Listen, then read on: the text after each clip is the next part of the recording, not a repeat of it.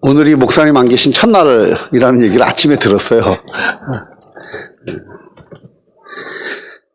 이제 아마 후임자를 위한 오늘 말씀의 제목은 심음과 거둠의 법칙, 이런 데 초점을 맞추어서 오늘 갈라디아서 6장 6절부터 10절까지의 말씀을 함께 살펴보려고 합니다. 바울이 갈라디아서를 보낼 때에 갈라디아 교회가 상당히 율법주의자들, 또 율법주의를 가리키는 사람들로 말미암아 폐해를 입은 이런 상태였습니다.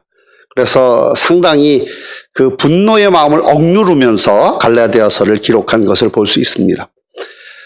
하지만 갈라디아 교회 성도들과 사도 바울과의 관계는 상당히 좋았습니다. 특별히 그런 모습들을 4장에 가서 보면 4장 12절, 13절 이렇게 쭉 읽다가 4장 15절을 가서 보면 거기에 갈라디아 교인들을 향해서 너희가 나를 사랑하고 내 육체에 약한 것을 아는데 정말 할 수만 있으면 내 눈이라도 빼어주려고 했던 마음을 내가 잘 안다, 이런 표현을 사용을 합니다. 아마도 바울이 몸에 가시가 있다고 고린도후서 12장에서 얘기했던 이것이 아마도 눈과 관련된 것은 아닐까, 이렇게 학자들도 생각을 하는데, 어쨌든 그런 마음의 표현을 이제 하고 있는 중에 이제 편지를 쭉 쓰면서 오늘 제가 여러분과 함께 살펴보려고 하는 것은 이제 편지의 마지막 부분입니다.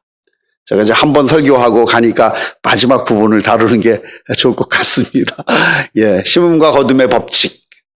실제로 바울이 여기서 이제 말하고 싶은 것은 여러 염려가 있지만 갈라디아 교회 성도들을 향해서 그래도 여러분들이 성실하게 심고 정말 정직하게 심으면 그 열매가 있습니다. 그러면서 9절 같은 경우에 보면 낙심하지 마십시오. 힘을 잃지 마십시오. 소망을 가지십시오. 그러면 선한 결과가 있을 겁니다. 이런 이제 말씀의 위로를 이제 하고 있습니다. 실제로 심음과 거둠이라고 하는 이 법칙, 이것은 우리가 너무나도 잘 알고 있고, 이런 부분에서는 영적인 면, 물질적인 면, 모든 면에서 다 적용이 될 만한 그런 말씀입니다. 실제로 이런 법칙이 하나님이 내신 법칙인데, 바로 이 심음과 거둠의 법칙이 있기 때문에 우리가 때로는 소망을 갖고 열심히 성실하게 심기도 합니다. 왜냐하면 어쨌거나 성실하게 심은 결과의 대가가 나타날 것을 기대하기 때문입니다. 실제로 농부가 수확을 많이 원하면 많이 뿌릴 것입니다. 그건 당연지사입니다. 콩을 심으면 콩을 거두고 팥을 심으면 팥을 거두는 이 일을 잘 알고 있기에 우리가 힘들지만 그 지난한 과정을 겪어 가게 되는 것입니다. 실제로 이런 점에서 오늘 제일 처음에 6절에서 가르침을 받는 자는 말씀을 가르치는 자와 모든 좋은 것을 함께 하십시오 라고 시작하면서 나머지 10절까지 해서 말씀을 계속하고 있는데, 실제로 중요한 핵심은 7절에 들어 있습니다. 7절 말씀 가운데도 하반절, 스스로 속이지 마십시오. 하나님은 업신여김을 받지 아니하십니다. 사람이 무엇으로 심든지 그대로 거둘 것입니다. 여기에 말씀의 초점이 있습니다. 수확이 어떠할지 결정하는 것은 거두는 사람이 아니라 심는 사람, 씨를 뿌리는 사람이다. 사람이 성실하고 양심적으로 씨를 뿌린다면 그는 분명히 자신 있게 풍작을 기대할 수 있을 것입니다. 바로 이 원리가 하나님이 정하신 법칙이다, 이렇게 말하고 있습니다. 바울이 사람이 무엇으로 심든지 그대로 거둘 것이다 라고 하는 말씀 전에 7절을 시작하면서 뭐라고 말합니까? 스스로 속이지 말아라. 스스로 잘못된 길을 선택해서 걸어가지 말라. 사실 이런 뜻입니다. 바울의 경고는 많은 사람들이 바울 당시에나 오늘날에나 이 심음과 법칙 가운데 살아가면서 속고 있다. 바로 그렇기 때문에 먼저 이 말씀을 하고 있다는 것입니다. 다시 말하면 사람들은 무관심하게 씨를 심고는 그들이 심은 씨가 불가피하게 그에 상응하는 수확을 가져올 것이라는 사실에 눈을 질끈 감아버립니다. 내가 무엇으로 심었든지 아마 좋은 걸 거둘 거야 라는 것입니다. 때때로 사람들은 다른 종류의 씨를 심고 나서 자신이 원하는 수확을 기대하기도 합니다. 그들은 어떻게 해서든지 자신들이 잘 해낼 것이라고 생각합니다. 하지만 우리가 알다시피 이것은 불가능합니다. 자신을 속이는 것일 뿐입니다. 실제로 도적질을 하는 사람과 거짓말을 하는 사람이 어떤 점에서는 이런 사람들입니다. 이미 잘못을 하면서 그 잘못이 덮어지거나 아무도 모를 것이라고 자기를 스스로 속이고 있기 때문에 그렇습니다. 이미 자신이 알고 있는데 다른 사람은 아무도 몰라도 자기 자신을 알고 있는데 어떻게 그게 가능합니까? 시몬과 거두의 법칙을 무시하는 것은 바로 이런 점에서 하나님을 무시하는 것이고 하나님을 업신여기는 것입니다. 사람들은 자신을 속이고 있을 뿐입니다. 우리가 아는 대로 콩을 심어놓고 팥을 기대하는 사람처럼 어리석은 사람은 없지 않습니까? 하지만 이런 사람이 사실 우리 주변에 많이 있습니다. 이런 사람을 가리켜서 우리는 보통 도박꾼이라고 합니다. 인생 도박꾼도 상당히 많이 있습니다. 우리 속담에 10번째가 안 넘어가는 나무 없다. 그리고 막 격려합니다. 하지만 엉뚱한 씨앗을 뿌려놓고 10번 찍으면 뭐합니까? 실제로 헛된 일을 부추기는 것이 아닐까. 시몬과 거두의 법칙 앞에서 때로는 속히 단념하는 것도 용기이고 지혜입니다. 사람이 잘못 심으면 그 결과를 반드시 거두게 되어 있다. 만고불변의 진리입니다. 욥기 4장 8절을 보면 악을 밭갈고 독을 뿌리는 자는 그대로 거둔다. 무서운 말씀입니다. 사람들이 잠시 속을 수 있습니다. 하나님이 모르시는 것 같습니다. 하지만 심음과 거둠의 이 법칙 앞에서 우리의 역사는, 세계의 역사는 흘러가고 있는 것입니다. 아무도 예외가 없습니다. 바로 이 원리를 바울이 세 가지 측면에서 갈라디아 교회에 권고하고 있고 또 그 권고를 우리가 받을 수 있습니다. 그 첫째 영역이 교회 공동체입니다. 교회 공동체 안에서 나타나는 심음과 거둠의 법칙입니다. 가르침을 받는 자는 말씀을 가르친 자와 모든 좋은 것을 함께하라. 여기 함께하라라고 했는데 이 함께하라라고 하는 것은 여러분 잘 아시는 단어 코이노니아, 교제입니다. 교제. 다시 말하면 모든 좋은 것을 가지고 함께 교제하십시오. 이런 말씀입니다. 6절에서 가르침을 받는 자는 믿음 안에서 가르침을 받는 사람입니다. 지금 여기서 가르치는 자는 갈라디아 교회에 들어온 거짓 사도는 아닙니다. 신실한 가르침을 베푸는 사람, 어쩌면 그 가운데는 바울 자신도 포함되어 있을 것입니다. 말씀을 듣고 배우는 사람은 자신을 가르치는 사람, 그들이 목회자이거나 교사이거나 자신의 선생님을 잘 교제하고 후원해야 한다. 이 말씀을 하고 있습니다. 바로 이런 점에서 목회자는 자기 회중의 후원을 받으리라는 기대를 할 수 있습니다. 목회자는 하나님 말씀이라고 하는 좋은 씨를 뿌리면서 자신의 생계를 이어가는 것입니다. 어떤 사람들은 이런 원리를 매우 당혹스럽게 생각하기도 합니다.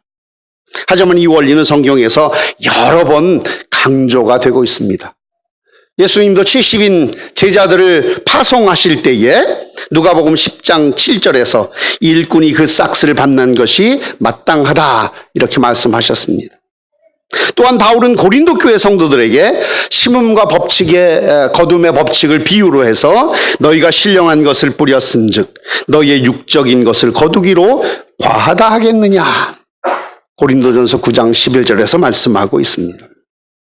문제는 이런 원리가 남용될 가능성이 있다라는 것입니다.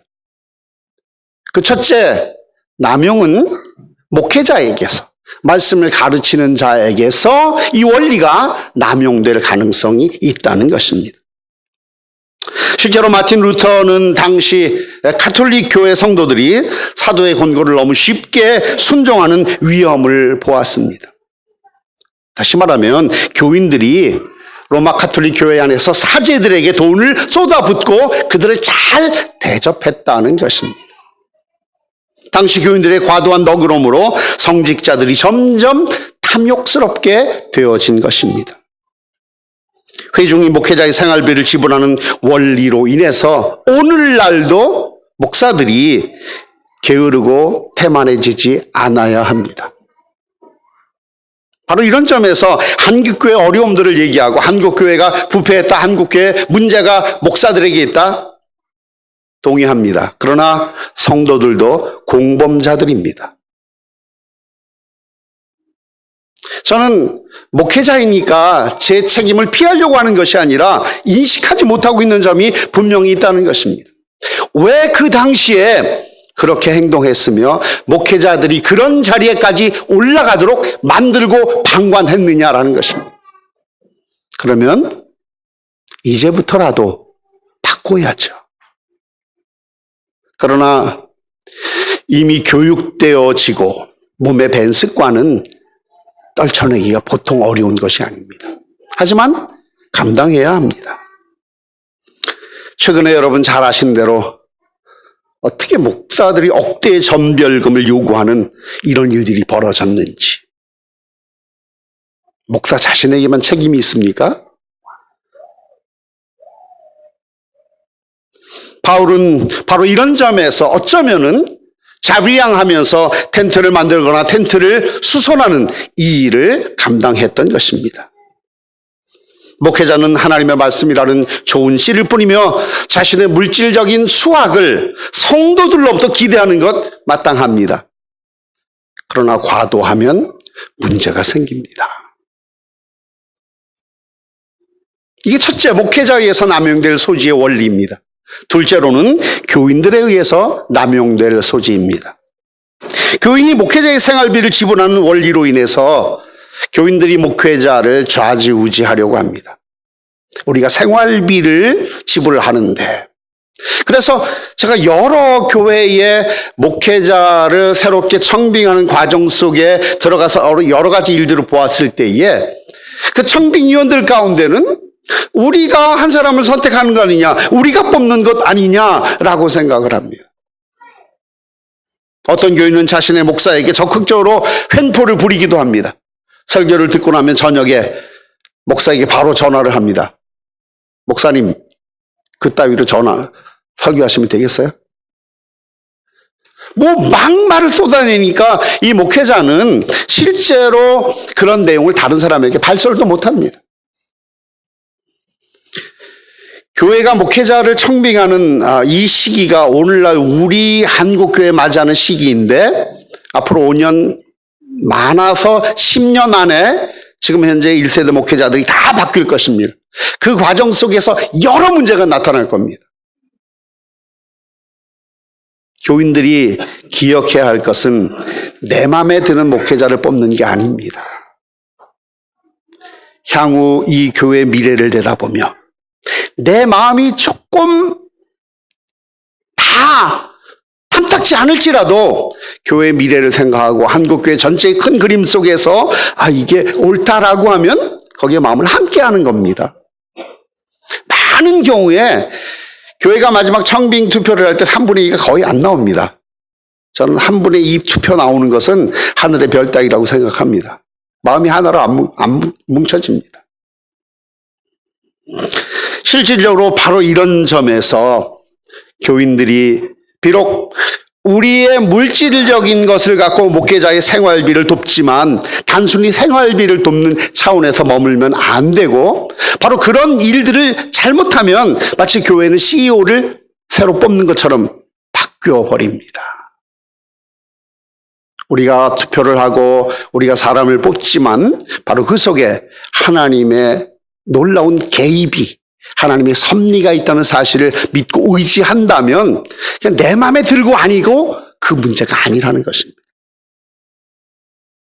제가 이런 얘기를 여러 번 여러 교회, 최근에도 한 교회에서 6개월 만에 지난 12월 31일 송구 영신 예배를 시작해서 6월 마지막까지 돕고 제가 설교하고 하는 중에 3분의 2가 겨우 돼서 통과가 됐습니다. 제가 마지막 투표하기 전에 4주일 동안 계속 언급을 했습니다. 여러분 마음에 들지 않는다고 부표를 던지면 3분의 2 나오지 않습니다. 내 마음에는 안 들지만 이 목사가 하자가 없고 이 목사가 앞으로 이 교회를 위해서 어떤 일을 할 수 있을 것이라는 그것이 보이면 그러면 투표해야 됩니다. 어쨌든 그 결과 그 교회는 지금 새로운 목회자가 와서 7월 30일부터 목회를 하고 있습니다. 6절 말씀에서 가르치는 것은 가르치는 자와 말씀을 가르치는 사이에 교제와 협력을 의미합니다. 모든 좋은 것을 함께 하십시오. 영적인 것과 물질적인 것을 함께 하라고 말씀하고 있습니다.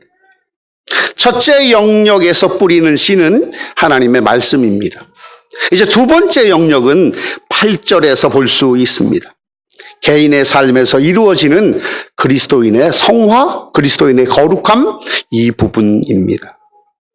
바울은 8절에서 앞에서 언급한 육체와 성령이라는 주제를 다시 기억하게 합니다. 자기 육체를 위하여 심는 자는 육체로부터 썩어질 것을 거두고 성령을 위하여 심는 자는 성령으로부터 영생을 거두리라. 바울은 그리스도인의 삶을 밭에 비유하면서 교훈합니다. 육체와 성령은 우리가 씨를 뿌리는 두 밭입니다.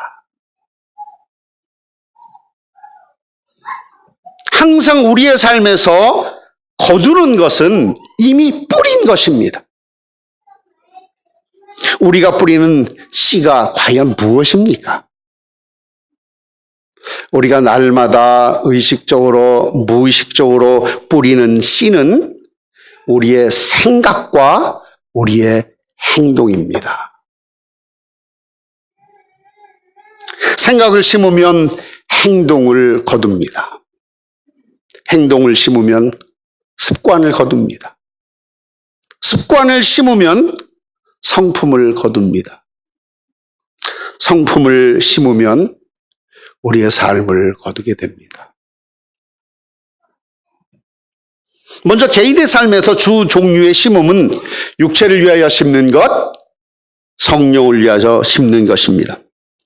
첫째, 육체를 위해서 심는 것이 무엇입니까? 바울은 갈라디아서도 그렇고 다른 서신에서 우리의 육체에 대해서 이야기하기를 정욕과 탐심에 물들은 저급한 본성이라고 말합니다.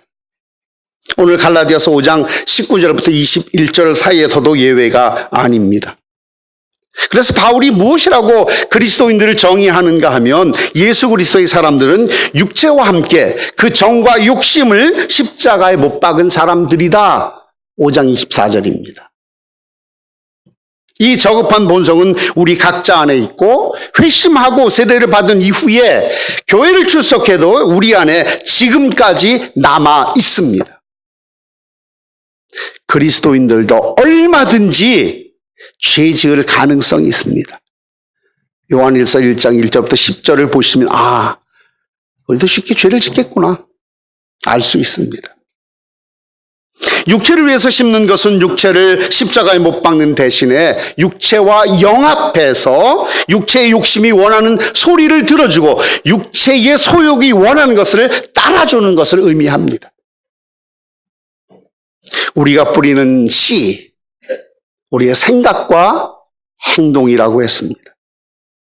우리의 생각이 원한을 품거나 불만을 지니거나 불순한 생각을 품거나 자기 연민에 빠지게 될 때에 우리는 그 순간 육체를 위해서 심고 있는 것입니다.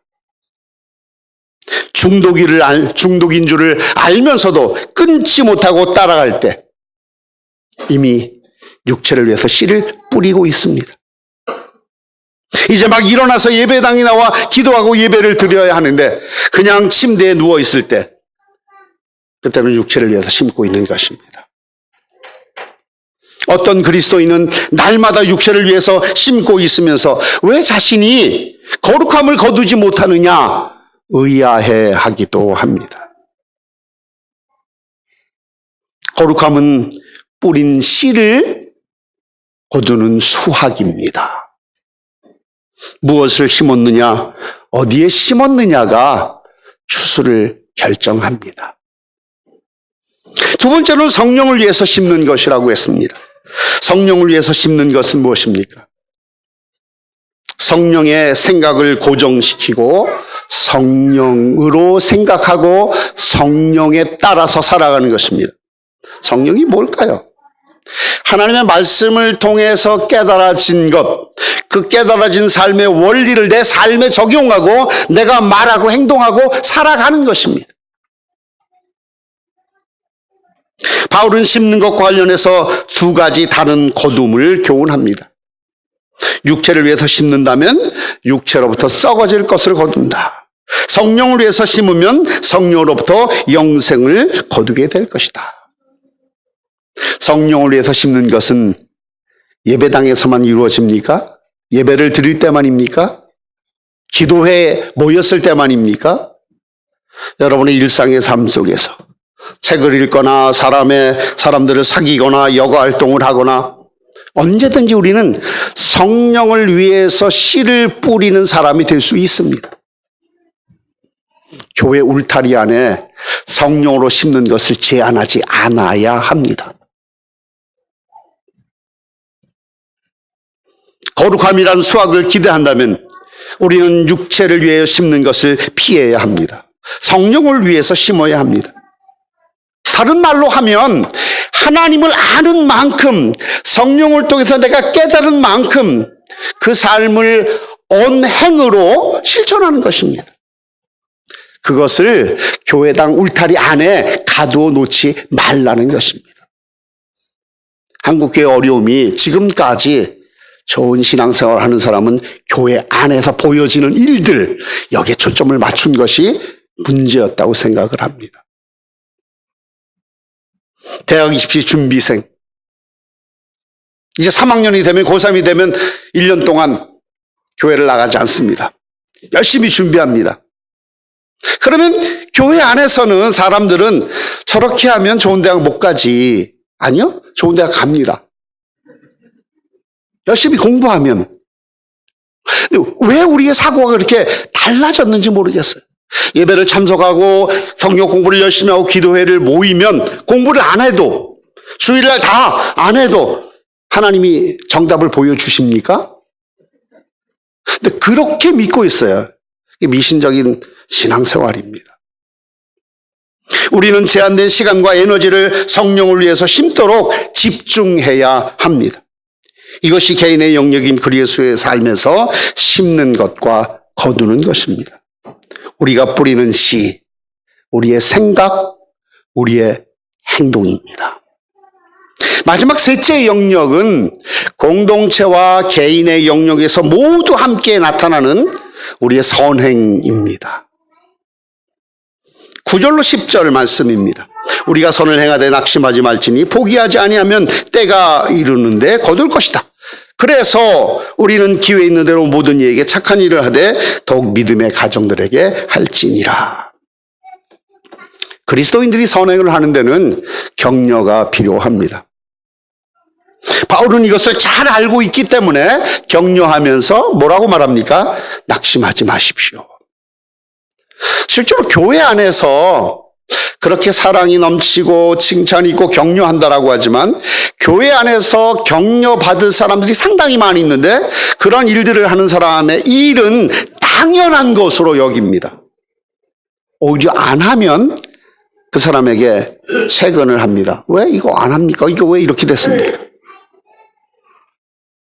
실제로 어떤 점에서는 늘 하고 있는 일이지만 바로 그 일이 여러 사람들을 위해서 선행을 계속하는 일이라면 격려가 필요합니다. 그리스도인들이 선행을 하며 섬기는 일은 때때로 그 자신을 지치게 하는 힘든 일이기도 합니다. 아주 쉬운 일 같이 보여도 늘 반복되는데 아무도 알아주지 않습니다. 왼소리 하는 걸 모른소리 하게 하라고요? 그 말은 해당이 안 돼요. 우리는 낙담하거나 일을 포기하고 싶은 유혹을 받기도 합니다.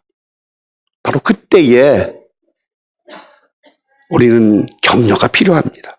그래서 바울은 선행을 하는 것은 씨를 뿌리는 것과 같다고 합니다. 포기하지 않으면 때가 이름에 거두리라. 그리스도인들이 때때로 어린아이처럼 조급해합니다. 씨를 뿌려놓고서는 당장 그날로 거두려고 합니다.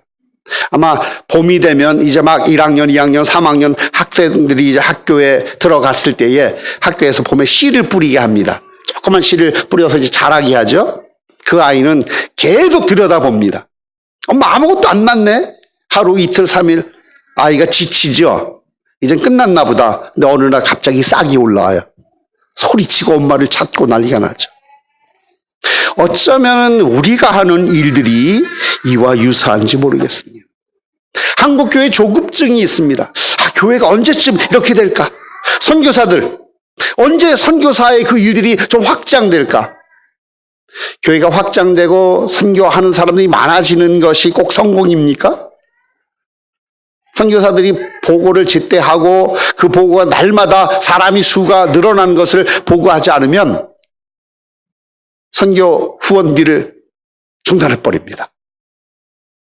3개월에 한 번씩 보고하십시오. 아니 3개월에 한 번씩 전도가 되나요? 너무 쉽게 우리가 뿌리는 씨에 대해서 조급함을 드러내 보이고 있다는 것입니다. 바울은 바로 이 섬김과 선행에 대해서 10절에 그렇게 말합니다. 그러므로 우리는 기회 있는 대로 모든 이에게 착한 일을 하되 더욱 믿음의 가정들에게 할지니라. 여기 10절에 기회 있는 대로라고 말합니다. 이 세상에는 언제나 선행의 기회와 섬김의 기회가 열려 있는데 바로 그 기회를 놓치지 말라는 것입니다. 바울은 선행을 격려하면서 모든 이에게 한 일을 하되 더욱 믿음의 가정들에게 하라라고 권면합니다. 이 가정은 믿음의 공동체 안에 있거나 밖에 있는 신실한 그리스도인들 또한 그리스도인이 아닐지라도 그 세상을 다 포함하고 있는 말입니다. 바울의 원칙은 첫째 선행을 하며 돌보아야 할 대상을 가족이고 그 다음에 믿음의 가정들, 그 외 사람들 이렇게 교훈합니다.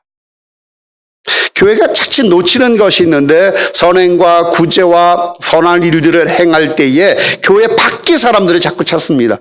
우리가 구제 대상 누가 있지? 장학금 누가 받아야 되지? 교회 안에 기본적으로 돌봄을 받아야 할 그런 손길이 필요한 사람이 있을지 모릅니다. 영국 속담에 그런 말이 있습니다. Charity begins at home. 실제로 선행은 가정에서부터 시작된다. 가정에서 선행을 하지 않으면서 바깥에 잘하는 사람 거짓일 수 있어요. 이제 말씀을 맺겠습니다. 우린 그리스도인의 삶에서 사람이 무엇으로 심든지 그대로 거두리라는 이 하나님의 놀라운 법칙을 늘 기억해야 합니다. 첫 번째 영역에서 뿌리는 씨는 하나님의 말씀이었습니다. 가르치는 사람들이 가르침을 받는 사람들과 함께 그 마음과 생각에 그 씨를 뿌리는 것입니다. 두 번째 영역에서 우리가 뿌리는 씨는 우리 자신들의 생각과 행동입니다. 뿌리는 장소는 분명합니다. 육체 아니면 성령이라고 했습니다. 마지막 세 번째 영역에서 뿌리는 씨는 선행입니다. 그 씨는 공동체의 다른 사람들의 삶에 뿌리는 것입니다. 하나님의 말씀을 심는 목회자는 자신의 생계비를 성실하게 뿌림으로 거둘 것입니다. 그것이 하나님의 법칙입니다. 육체를 위해서 심는 자, 죄악과 타락을 거둘 것입니다. 하지만 성령을 위해서 심는 자는 영생과 하나님과의 교제를 거둘 것입니다. 공동체의 선행을 심는 사람은 반드시 좋은 결과를 가져올 것입니다. 사람이 무엇으로 심든지 그대로 거둘 것입니다. 기도하겠습니다. 하나님, 심음과 거둠의 법칙 앞에 우리의 삶이 있는 것을 고백합니다. 하나님, 우리가 뿌리는 씨가 우리의 수확을 결정합니다. 우리가 날마다 우리의 삶에서 우리의 생각과 행동을 뿌리는 것, 말씀을 뿌리며 우리의 선행을 뿌리는 것, 좋은 씨를 뿌릴 수 있도록 우리의 연약한 마음과 생각들을 붙잡아 주옵소서. 예수님 이름으로 감사하며 기도합니다. 아멘.